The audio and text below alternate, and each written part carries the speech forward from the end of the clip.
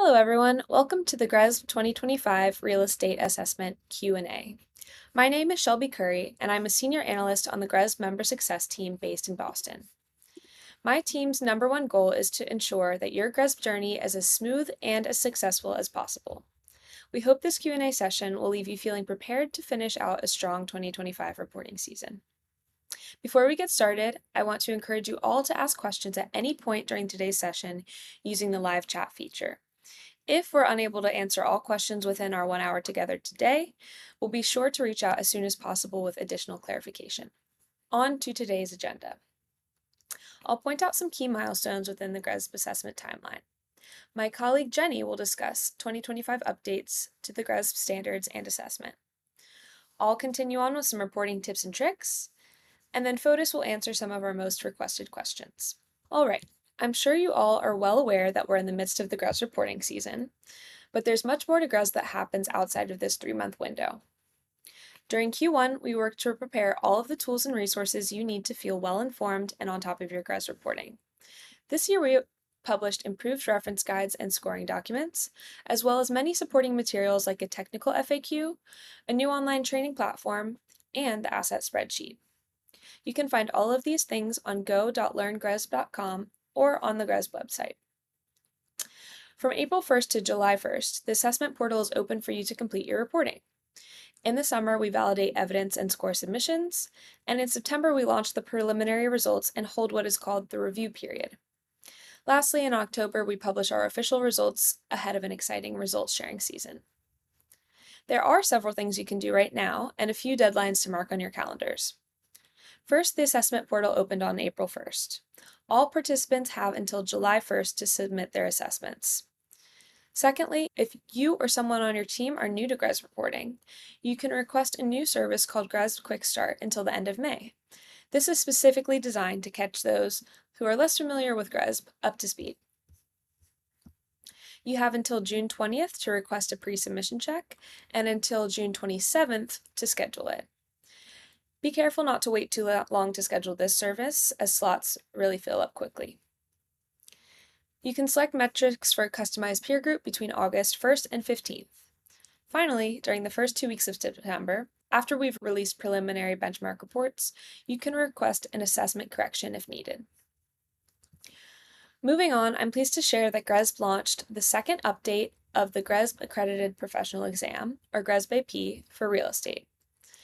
The exam is aimed to distinguish individuals with the skills to collect, manage, and report ESG data within the GRESB assessments. So many of you know that GRESB launched the first AP for real estate last year. On March 3rd of 2025, we released an updated version. This 2025 exam has been refreshed with more relevant content, replacing outdated questions with new questions on validation, data estimation, and of course, the latest industry and standards updates. It also has a special focus on scoring and results interpretation, and includes more dynamic, application-based questions to equip our APs with a deeper understanding of GRESB reporting. Next, we're excited to remind you of a new functionality that we launched in the portal in March, the Score Contribution tool. This tool enables you to break down scores by asset to identify top performers and identify areas for improvement. Portfolio-level insights are of course valuable for painting a broad picture, but leveraging asset-level information fosters more precise and data-driven insight about your assets and their sustainability progress. Above all, this tool will help you prioritize resource allocation more efficiently by identifying assets with the greatest influence on your GRESB score and clearly distinguishing the leaders from the laggards. The scoring contribution dashboard can also help you engage stakeholders more effectively, allowing you to speak confidently with your investors and other audiences about your sustainability strategies and their impact. This tool reflects GRESB's commitment to empower our participants to build more sustainable real assets, and we're really excited to see how you can leverage it for driving more actionable sustainability outcomes. For more details, scan the QR code on the screen for an FAQ on this tool. Now I'll pass it on to Jenny for the 2025 assessment updates. Hello everyone, my name is Jenny Wong, an analyst here within the Member Success team, and today I'll be walking you through a brief summary about the changes we're going to introduce to the 2025 real estate assessment. Now let's get started. In order to help you thoroughly understand and prepare yourself for the 2025 assessment, we've prepared two key resources. First one, which is on our left-hand side, is the list of changes. This document provided detailed information about each individual update. And this document will also highlight the backgrounds, the intended purpose, scoring implication, and the reporting requirement for every changes you're going to see. This will offer you a more complete understanding. Secondly, for those who are seeking a much more concise overview, we have also developed the list of changes summary, and this document provides a much more high-level understanding of the key updates. Both of these documents that are now available for your access on our website. We strongly encourage you to have a look at these documents during your completion of the assessment in order to better understand the changes we're going to have. Now, let's first start with the updates to the existing indicator. We're introducing an increased rigor and consistency in the validation process for climate-related risk indicator. Importantly, please note that these updates will not impact your scores. In 2024, last year, this is the first time we implemented manual validation for indicator RM 6.1 to RM 6.4. This was a significant step towards ensuring the credibility of the reported climate risk data. Following the implementation, we've gathered valuable feedback from participants regarding the practical application of these requirements. And based on these feedback, our goal for 2025 is to enhance the clarity and the usability of our validation requirement. The 2025 Real Estate Reference Guide, which is now already published, features refined guidance on these validation requirements. This also includes additional practical examples to better illustrate what constitutes acceptable evidence for demonstrating a systematic process and entity-level outcome related to the climate risk management. The reporting criteria for indicator RS 6.1 through RS 6.4 remain unchanged from last year. Participants still required to provide evidence that meet all the specific criteria, and the focus of this update is to provide clearer guidance on how to present the evidence effectively for the validation purpose. The following update introduced the new scoring distribution within the existing SE4 employee safety indicator to achieve full points. Last year, in 2024, participants are not required to select all the available options within this indicator in order to achieve the full points. As communicated in the list of changes, this year we aim to elevate the standard for safety monitoring activity. As a result, the scoring weight allocation for this indicator has been revised. The scoring weight assigned to each selection option for this indicator has been reduced from 1/2 to 1/4 of the total indicator score. The overall scoring weight of this indicator remains unchanged. However, this means participants will now need to report on all 4 available options in order to achieve the full points. The expected scoring impact on the participant score for this update ranges between around minus 0.25 points to 0 points, with an average impact of approximately 0 points. We anticipate that no significant differences in impact across the dominant region and the sector. This year, we're also increasing the accountability of net zero targets through the validation of T1.2 evidence. Investors nowadays, we have observed, they're increasingly seeking for greater confidence in the meaning of a yes response to indicator 1.2, and this will require supporting evidence to validate these claims.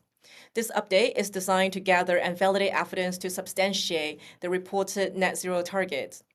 Given the diverse range of documentation to support net zero target, we aim to capture existing documentation, and this will not subject to manual validation in 2025, meaning that it is also coming without any scoring impacts. It will, however, inform the future validation development, considering the crucial importance of this topic. Now, let's move on to energy. As part of the GRESB Foundation ongoing commitment to align GRESB standard with the performance-based scoring, the integration of energy efficiency scoring into our result remains a key priority. Following the foundational work conducted in 2023, the Foundation is now focused on formally recognizing this crucial element within our assessment. The comprehensive technical details underpinning this methodology changes has now been confirmed in the publication of our 2025 Standard and Reference Guide, which was released in 2025 already. This development aims to refine the scoring logic within the energy like-for-like change section for indicator EN1. The enhancement will reward entities that demonstrate highly efficient asset within their portfolios. We recognize that for highly efficient asset, they may not always exhibit significant year-on-year improvement in terms of energy consumption, which is why this new scoring methodology is designed to acknowledge the currently efficient asset, irrespective of annual changes. And this will also allow scoring of highly efficient performing asset with only 1 year worth of data. Entities without highly efficient asset in their portfolio will continue to be scored based on their energy like-for-like changes metric, consistent with the previous methodology in EN1. This update is intentionally designed to have a positive or neutral impact on participant score in its initial iteration, to ensure that entities without highly efficient asset do not face any penalties in their GRESB score. However, it is still possible that the score increases for some entity could influence the overall GRESB star rating for others. In such cases, entities with a greater proportion of operationally efficient asset will be much more likely to see an improvement in their ratings relative to peers with assets that are comparatively inefficient and do not demonstrate year-on-year improvement. As for the renewable energy, we believe that providing insight to the quality of renewable energy procurement is crucial for investors to assess the credibility for net zero transition in real estate. This remains a key priority for the GRESB Foundation. Therefore, the 2025 standard aims to differentiate the quality levels in renewable energy procurement practices and claim. In order to have greater granularity of the data within EN1, we're now collecting 4 new data points for the current reporting year. And these 4 new data points are namely the procurement type, market-based claim, and information regarding 2 key dimensions for the market-based electricity procurement, which are proximity and vintage. The data collected in 2025 will be analyzed by GRESB to assess the market maturity and the readiness for future standard development on this topic. Any confirmed updates will be communicated to the industry in advance. This year, we're also introducing another element that's very crucial to the real estate industry, which is the embodied carbon. Embodied carbon is a rapidly growing area of concern within this market. And in response to the industry trend, the GRESB Foundation is increasing its focus on this topic in 2025 and even beyond. The Foundation has approved a series of new developments to enhance the prominence of embodied carbon across all 3 components in the standard, with upfront carbon representing a significant portion of a building life cycle footprint. The primary focus is on development activities within the reporting portfolio. This aims to incentivize participants to measure and disclose their upfront carbon emission as a crucial first step towards mitigation. These developments include content review, adjustment to existing indicator and scoring weight, the introduction of scoring, amendment to the scoring logic, and a new validation requirement. With these standard development do not impact scoring in 2025, they introduce requirements that are expected to be scored from 2026 onwards. This will provide participants with a year to adapt to the new reporting expectation. In this slide, you can see that under indicator TC3, there's a new introduction of the unscored section where participants are now required to report on the ESG topic covered in their fit-out and refurbishment program for tenants. And in this slide, as for TC4, we also have a newly introduced section where participants are required to report on elements about data sharing and metering clauses of their green leases. We have also made some amendment to the indicator DMA2 regarding embodied carbon in a development project. So participants are now required to report on their measurement and disclosure practices for embodied carbon emission for all of their development project, regardless of the completion status, not just those that are completed within the reporting year. However, when it comes to the quantitative emission, it still remain only for the completed project in order to maintain consistency with the 2024 standard. Additionally, we have also removed the end-of-life, Module C, scope from the emission measurement requirement. Please note that this DMA2 will now replace the previous DMA 2.2, and the previous DMA 2.1 indicator is removed due to its overlap with the DMA 2. But then some of its elements are now incorporated into the supporting guidance for DMA 2. Now, moving on to the indicator that did not exist before.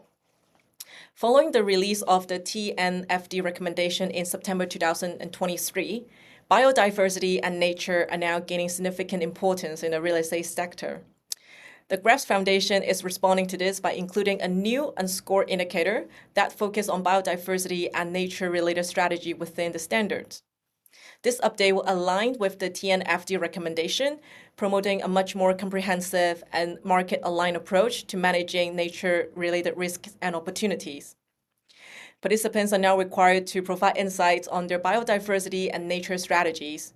This will include describing the dependency, risks, and opportunities related to biodiversity and nature within their operation. This new indicator will not be scored in the 2025 assessment, though. We're also introducing a new unscored indicator focusing on risk assessment of embodied carbon emission for new acquisition. This new indicator aims to gather information on how participants are assessing the embodied carbon risk associated with the new property acquisition. Participants are now required to report the scope and the characteristic of their asset level risk assessment of embodied carbon emission for the new acquisition. This will mean that providing details on how you're evaluating the potential embodied carbon liabilities during your due diligence process. And again, like the previous indicator, this one is not going to be scored this year. Also, related to the embodied carbon, we're also introducing a new unscored indicator focusing on upfront carbon target setting for new development project. Specifically, participants are now required to report on whether they've established an upfront carbon target for their new development project. And additionally, we're also asking participants to indicate whether this target is aligned with any external frameworks. Based on the industry feedbacks and experience we have so far, there's a clear need for the sector-specific adaptation to the GRESB real estate assessment. So which is why this year we're going to focus on the residential sector as it is being identified as the highest priority. Feedback indicates that certain existing indicator or responses options are often deemed immaterial or inapplicable to the residential development and operation, while conversely, some of the important elements that is very unique to this property type are now missing in our assessment. Recognizing this inherent sectoral difference necessitate adapting the GRESB foundation structure rules to better suit the specific market segment. This could involve proposing tailored indicator or responses option that accurately reflect the unique circumstances of the residential participant. Given the very uneven applicability of these changes and the potential complexity for interpreting the overall result, the update that is very specific to these residential portfolio will be communicated through an additional separated report. This approach will allow us to ensure that the incorporation of these residential focus update does not impact the assessment result of the main standard. So following a comprehensive overview of all the topics and identification of the development opportunities, different types of updates have been developed specifically for the residential portfolio. Namely, we have removed some of the existing indicators that are immaterial or inapplicable. We have also restructured and repurposed the existing indicator to better align with the industry practice. And then we also made some adjustment to the scoring weight of existing indicator to better reflect their materiality, as well as developing some of the new indicator to cover the previously missing topic that are considered material to the residential sector. And in this slide, you'll be able to see the list of indicators that are subject to the redistribution of weight. And in this and the following slide, you'll be able to see the newly indicator that we've introduced to this residential supplement. I hope this section of the webinar is very useful to you to better understand the changes we're going to have for this year real estate assessment. For any question, please always refer to the document we have shown in the beginning of this section and feel free to contact us at info@grebs.com and we'll be happy to assist you further. Thank you. Thanks, Jenny. I'm back to discuss our favorite tips and tricks for a successful reporting season. First up is how to navigate the plethora of resources available to you, many of which have been revamped in 2025. First up are the reference guided scoring documents. As many of you are already familiar with these, they remain essential tools for understanding GRESB assessment framework. These documents provide detailed explanations of indicators, methodology, and scoring criteria. The reference guide includes indicator by indicator requirements and relevant terminology, and the scoring document explains the points and scoring weights associated with each indicator and its sub-elements. Speaking on about the reference guide, we've refined the 2025 version with a more user-friendly structure and clearer content. Before you get too nervous, we didn't take any important information away, but we relocated it to better focus your attention only on the information that you need to fill out your assessment. For example, we've streamlined the introduction and reorganized appendices, which are now easily accessible within a side navigation menu. We've also enhanced clarity around reporting requirements, refining sections like reporting scope and boundaries to eliminate all gray areas around what should and should not be included in your submission. These clarifications were driven largely by questions from many of you participants. Also informed by our members, we took a critical look at the validation requirements to offer more flexibility for the diverse participation base of our members, but also maintaining the rigor needed to verify participants' responses. For example, we refined the guidance on the climate-related risk assessment indicators and LE6, which is about ESG performance targets. We didn't change the requirements, but listened to your questions to clear up some previous misconceptions and uncertainties. Additionally, we've improved Appendix 6, the estimation methodology, by adding more explanations and examples to make it clear how to report in line with GRESB's requirements, which are crucial to maintaining a high-quality database. And finally, the guide now reflects the 2025 standards that Jenny went over, ensuring alignment with the latest framework. All of these updates are designed to make the reporting process smoother, more intuitive, and less time-consuming. To further enhance clarity and usability, we've introduced several key additions to the scoring document this year as well. First, we've added 5 new introductory sections to help users better understand how scoring works. The scoring model section provides an overview of the framework. Indicator score breakdown clarifies how scoring weights and other fundamental scoring methodologies work. Static and relative scoring sections explain the difference between fixed point allocation and benchmarking-based scoring. And finally, we've included additional clarifications to address some common questions. We've also expanded explanations for asset level scoring, which applies to energy, GHG emissions, water, waste, and building certifications. These refinements provide greater transparency on how asset level data is aggregated from the asset to portfolio level, and how benchmarking comes into play, so that you can better interpret your results. We've also introduced 3 new appendices. The first is a GRESB versus ASHRAE property types classification table. As Jenny mentioned, our new energy efficiency methodology benchmarks asset energy intensities against ASHRAE's property subtype and climate zone thresholds. This appendix shows how GRESB and ASHRAE's property subtype categories align with one another. The second appendix is a scoring document improvement summary, which outlines key changes at a glance to help you stay on top of what changed from this year to last. We've also included new supplemental scoring examples.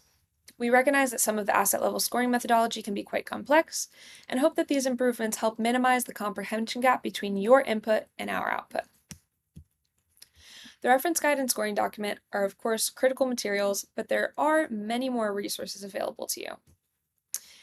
First, in March, we launched a new online training platform that includes a resource library with all the materials you need in one place. Whether you're looking for video courses, quick reference materials, or technical methodology documentation, everything is organized to support your GRESB learning.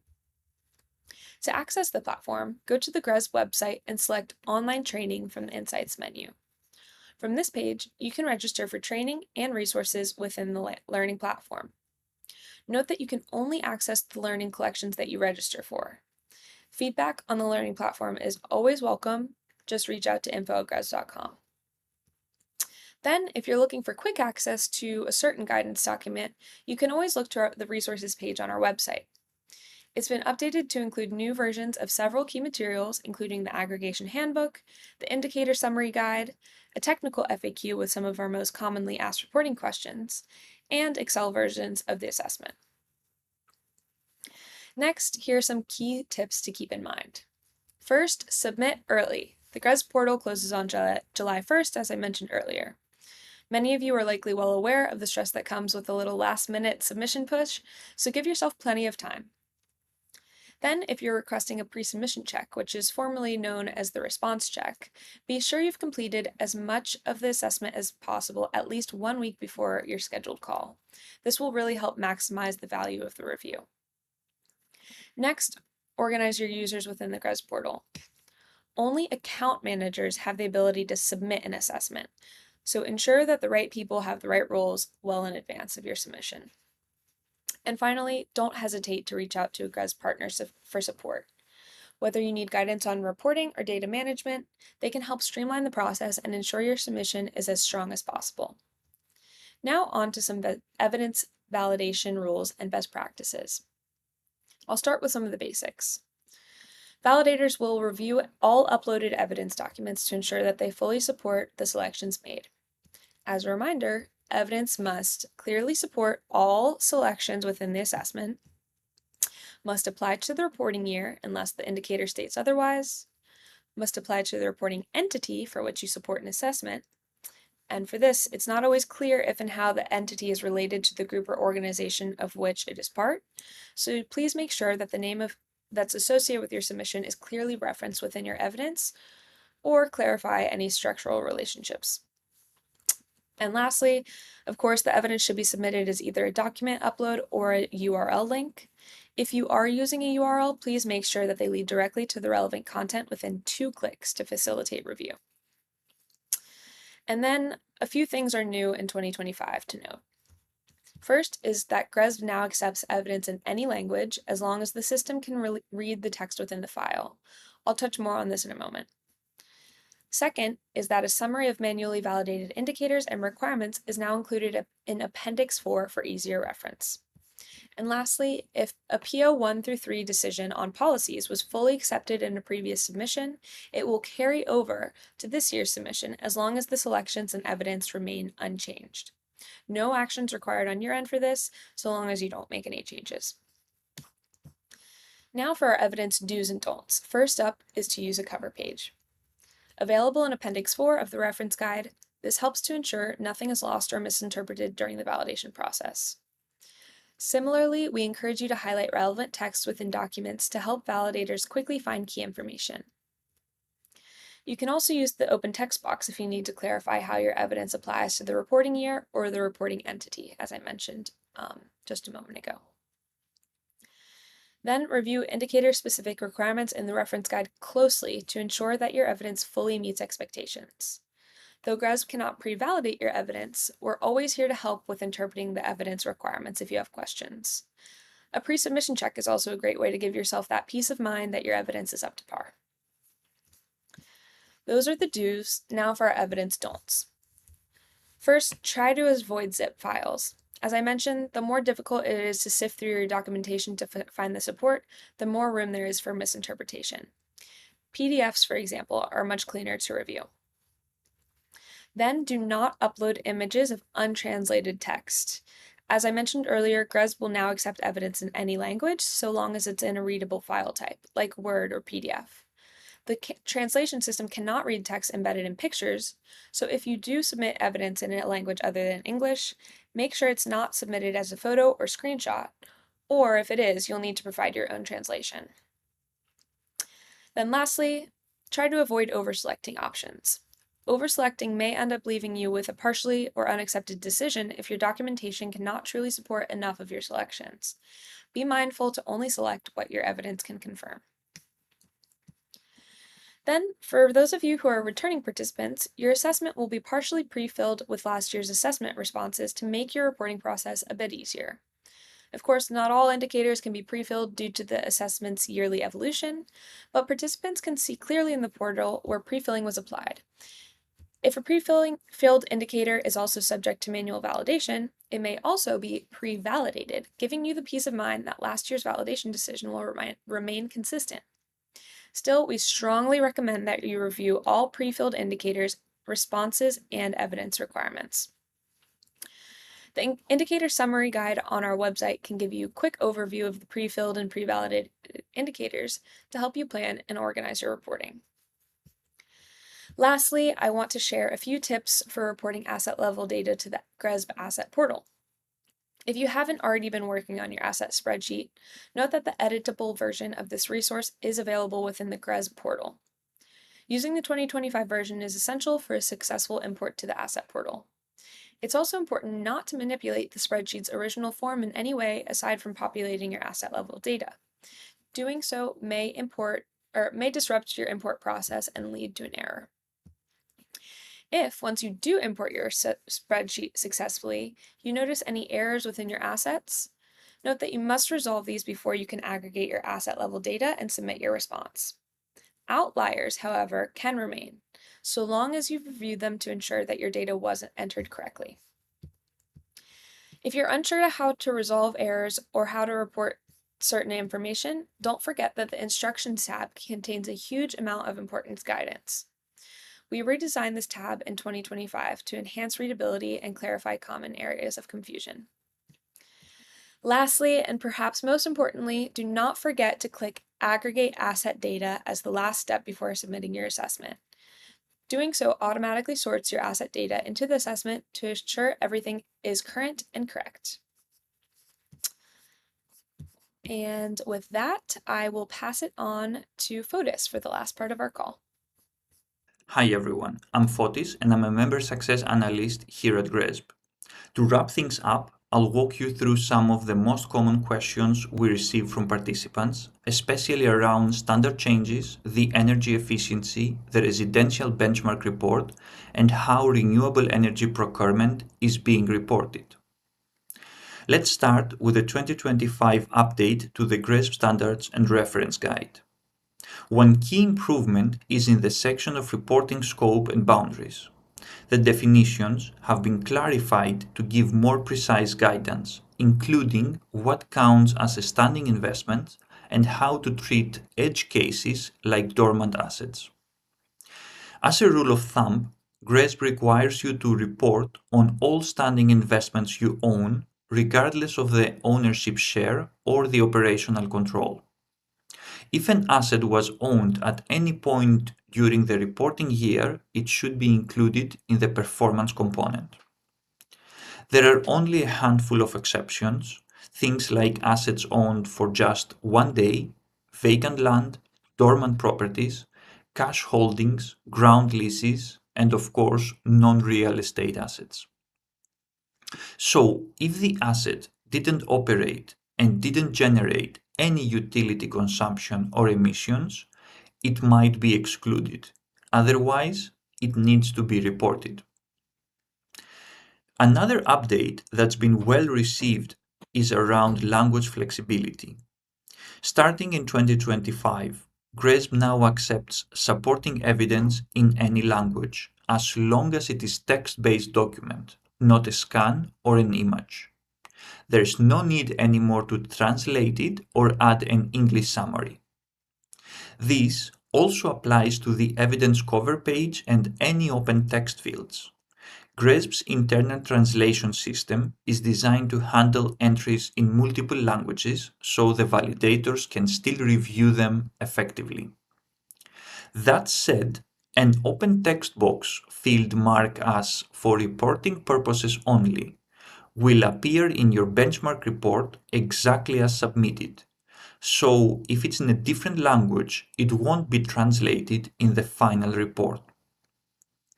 If your entity has ever participated in GRESB before, we strongly recommend downloading your asset spreadsheet directly from the asset portal. That will include your previously submitted data, which can save you a lot of time. However, if you are switching from calendar year to fiscal year reporting, or vice versa, you'll want to review the data. That's because the pre-filled content might not match your new reporting year boundaries. The spreadsheet in general requires data for the past 24 months. So if your reporting year shifts, the 2023 data must also align with the structure of your new timeline.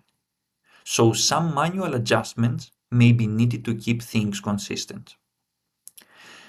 The intent of the indicators SE 2.1 and TC 2.1 is to confirm whether the entity distributed a tenant or stakeholder satisfaction survey within the last 3 reporting years. For the evidence to be accepted, the survey must actually be distributed no later than the end of the current reporting year. If you send it out after the year end, it won't be accepted. That said, there is a new flexibility introduced in 2025. The analysis of the survey results can now happen after the end of the reporting year, as long as it's completed before the GRESB submission deadline. So, in short, please distribute the survey within the reporting year, but you can now finish the data analysis afterwards. Next up is reporting consumption data by building area. When it comes to energy and water, you can report at either the whole building level or break it down into base building and tenant spaces. Your choice doesn't affect your GRESB score. It does impact, though, how your data is grouped for benchmarking. If your asset has tenant-controlled spaces and you have sub-metering in place, the base building plus tenant spaces format gives a more accurate picture, and it's GRESB's recommended approach. Now, on the energy efficiency. GRESB has introduced a new methodology under indicator EN1 to recognize high-performing assets that may not show large year-over-year improvements.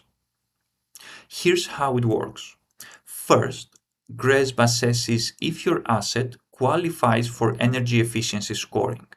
If it does, the asset's energy intensity is compared against the relevant ASHRAE 100 threshold.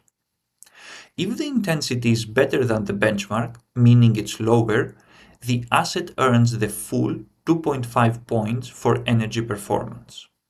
If not, the asset is evaluated under the traditional like-for-like change method and can still earn partial or full points depending on the level of improvement.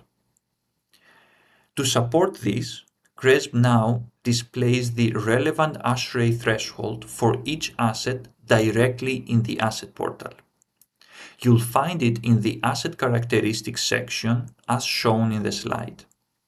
Soon, we'll also be rolling out a feature that allows you to download this information for all your assets in one go, making it easier to assess your performance portfolio-wide.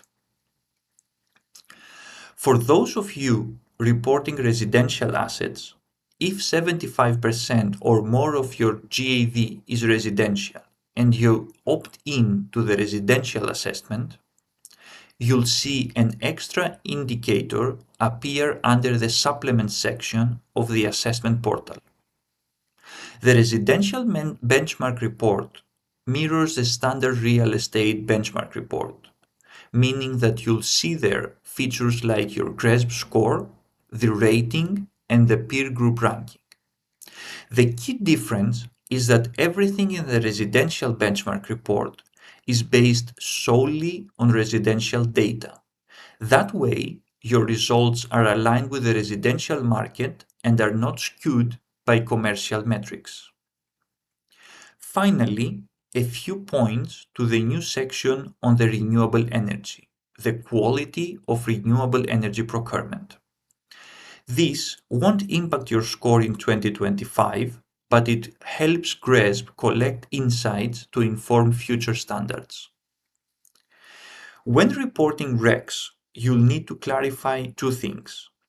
First, the procurement type, such as whether you are buying electricity through a green tariff or from the general grid mix. Secondly, the market-based claim, which indicates whether the RECs you are using are bundled with your electricity purchase or bought separately later. Also, one important note on green tariffs. If your supplier uses replacement RECs or practices rec arbitrage, those rec must be reported as unbundled. Please remember that only if the supplier retires recs on your behalf through a direct contract with renewable generators can you then report them as bundled. And this remark marks the end of this webinar. Thanks for your attention, and as always, you can submit your technical questions to the member success team through the info@gresb.com.